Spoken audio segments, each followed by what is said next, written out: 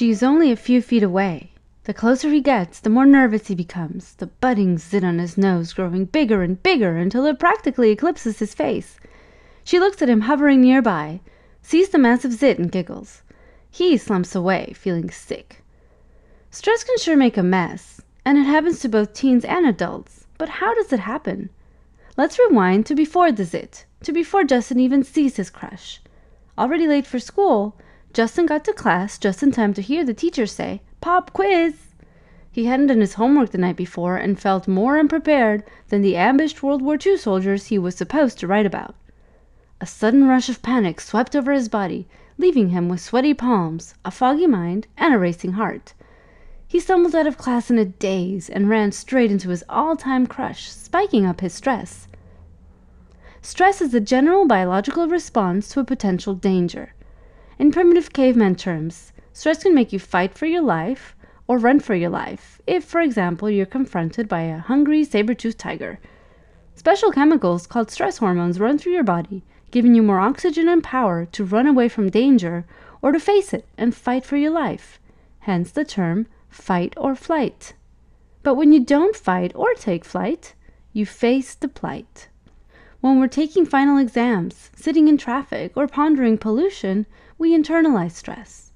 It all begins in the brain. The hypothalamus, the master controller of your hormones, releases something called corticotropin-releasing hormone.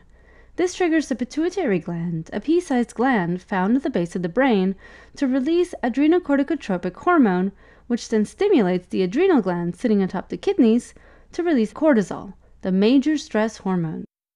These natural chemicals are a great help when you need to run away quickly or do superhuman feats of courage.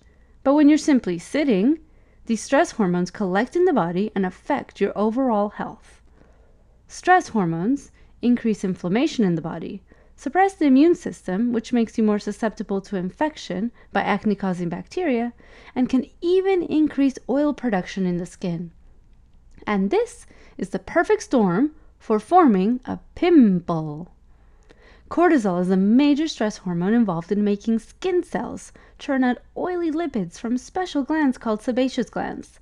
But when there's too much of these oily lipids, called sebum, they can plug up the swollen, inflamed pores and trap the pesky acne-causing bacteria inside, where they set up house and thrive.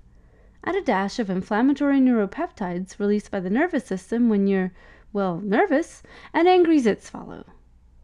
To make matters worse, Justin is a boy, meaning he's got more testosterone than girls. Testosterone is another hormone that increases oil production in the skin. So his already oily skin, together with a boost in oil and inflammation from stress, is the perfect environment for bacteria to swell up into a major zit. So what could have Justin done to avoid the big pimple?